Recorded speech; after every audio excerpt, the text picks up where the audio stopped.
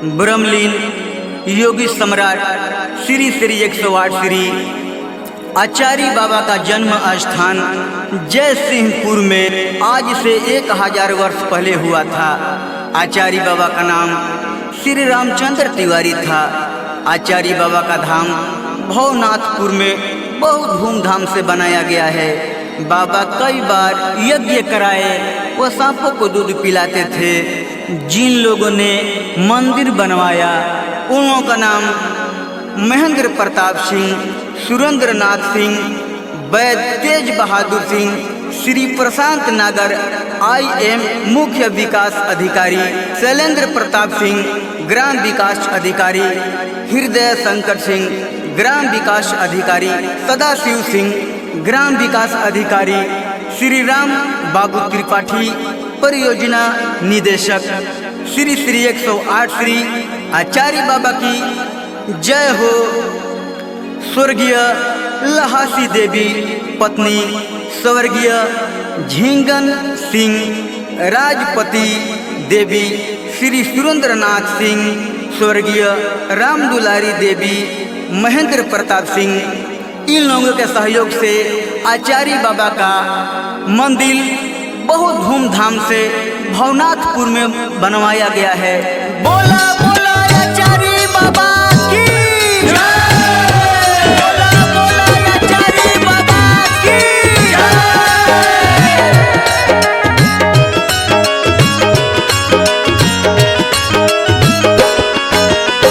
जग में आचार्य बाबा ऊंचा और नाम बा।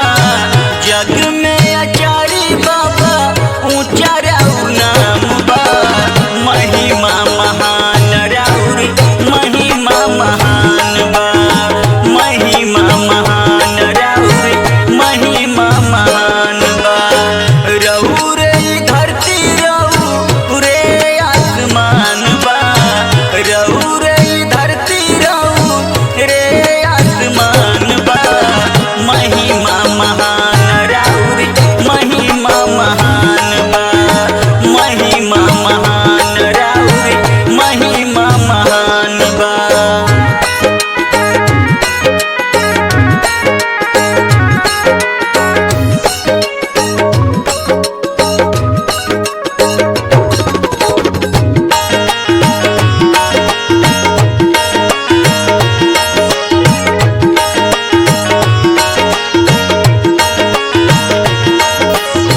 रउआ अनंत बानी आदि अनूप हो। जग में अनेको बाबा बाटे रउर रूप हो। रउआ अनंत बानी आदि अनूप हो। जग में अनेको बाबा बाटे रउर रूप हो। रउए कृपा से चलत आंधी तूफान बा। रउरे कृपा से बाबा आंधी तूफान बा। महिमा महान राउर महिमा महान बा।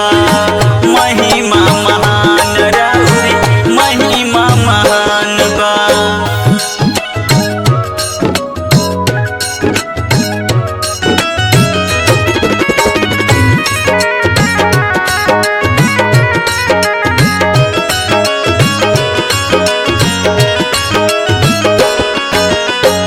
सब लोग झुकावे सिरी रउर चरण में।